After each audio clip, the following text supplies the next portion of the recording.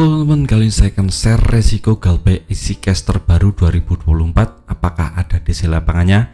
Nah, video kali ini saya buat khusus buat teman-teman yang sekarang sudah melakukan galbay di aplikasi EasyCash agar lebih berhati-hati, sekaligus sebagai jawaban dari berbagai macam komentar di Facebook atau Instagram atau YouTube tentang masalah EasyCash ini. Jadi mari kita bahas sama-sama. Yang pertama-tama teman-teman harus tahu jika aplikasi EasyCash adalah aplikasi pinjaman online legal bersertifikasi OJK, jadi mungkin akan ada debt kolektornya. Ini menjadi catatan penting karena yang namanya pinjaman online yang paling ditakuti oleh konsumen adalah debt kolektor.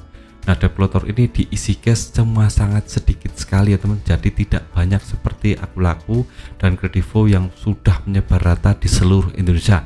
Untuk EasyCash ini penyebarannya cuma sedikit sekali, masih seputar Jabodetabek saja, itu pun cuma di seputar kota-kota besarnya. Jadi buat teman-teman yang sekarang sudah galbay di EasyCash, harap lebih tenang, jangan pernah takut atau jangan pernah frustasi tentang masalah ini, karena kemungkinan besar tidak akan ditagih oleh yang namanya aplikasi atau debt kolektornya. Nah, saya kemarin ditelepon bang, mau didatangi debt kolektor, dia sudah tahu alamat saya, dia sudah nyampe Alfamart seperti itu. Nah, jika teman-teman mendapat yang namanya laporan dari debt kolektor akan datang ke rumah teman-teman, itu teman-teman jangan takut ya teman, karena alamat teman-teman sudah diketahui debt kolektor. Jadi debt kolektor search di mapnya alamat teman-teman di situ, dan di dekat situ ada apa, itu bisa menjadi acuan debt kolektor untuk memberi ancaman kepada teman-teman.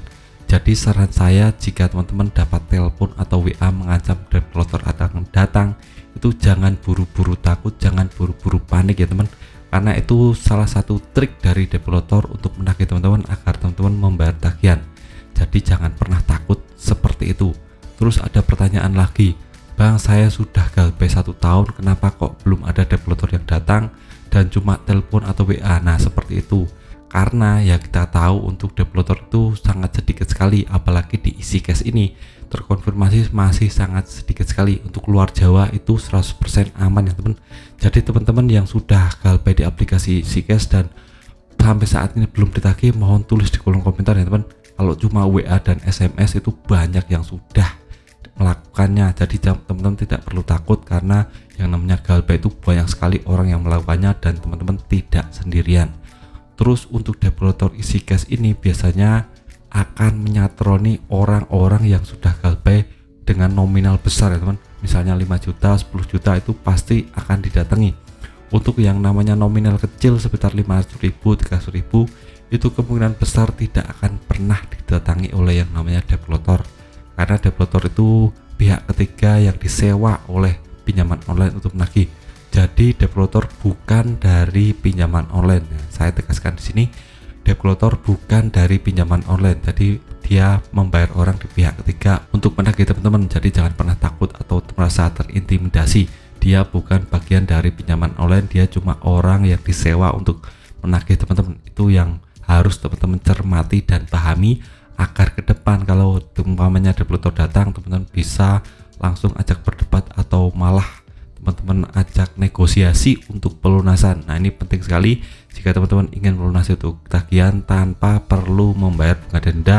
Ini juga bisa dinegosiasikan dengan debt kolektor selama mental teman-teman kuat, dan ini prosesnya panjang ya teman. Biasanya debt kolektor itu sangat alot dengan masalah bunga dan denda ini, karena itu bagian dari fee mereka. Kalau teman-teman bayar pokok sama bunga dan denda, nah sebagian dari bunga dan denda itu akan masuk ke kantongnya debt kolektor. Jadi debt kolektor mungkin akan mengerahkan segala macam cara agar teman-teman bayar pokok dan bayar bunga dan denda. Itu wajib teman-teman tahu ya teman, karena debt kolektor juga kena target harian. Jadi kita ada target-target harian yang harus dicapai debt kolektor untuk bisa memenuhi kriteria sebagai debt kolektor. Jadi debt kolektor itu juga kejar target, jadi teman-teman harus paham tentang ini. Terus yang terakhir, apakah EasyCash ini aman slick OJK-nya bang? Nah, untuk slick OJK ini terkonfirmasi karena aplikasi EasyCash sudah bekerja sama dengan bank, maka mungkin akan melaporkan slick OJK kita ke OJK. Jadi mungkin ke depan teman-teman kalau sudah sampai kena yang namanya slick OJK, data teman-teman bisa busuk dan tidak akan bisa untuk yang namanya pinjam di bank swasta atau nasional, tidak mungkin bisa untuk kredit bank, tidak mungkin bisa KUR BRI, tidak mungkin bisa kredit mobil, tidak mungkin bisa kredit perumahan. Jadi ini sangat masif sekali, dan semua lapisan yang berhubungan dengan kredit teman-teman tidak akan bisa di ACC karena tempat teman-teman sudah busuk. Jadi resiko ini harus teman-teman tanggung karena itu bagian dari tanggung jawab teman-teman karena sudah melakukan gagal bayar di pinjaman online. Jadi teman-teman harus kesatria menghadapi ini, jangan pernah takut. Kalau teman-teman ada uang langsung bayar saja, kalau tidak punya uang ya stop galbay saja untuk sekarang. Tapi ke depan kalau teman-teman ekonominya sudah stabil dan bisa banyak uang, teman-teman bisa langsung lunasi agar BI checkingnya kembali bersih seperti semula. Yang saja video singkat dari saya tentang resiko galbay EasyCash terbaru 2024. Semoga teman-teman bisa terinspirasi dan bisa mengambil manfaat dari video ini. Sekian video dari saya, semoga bermanfaat. Tetap semangat untuk kehidupan lebih baik.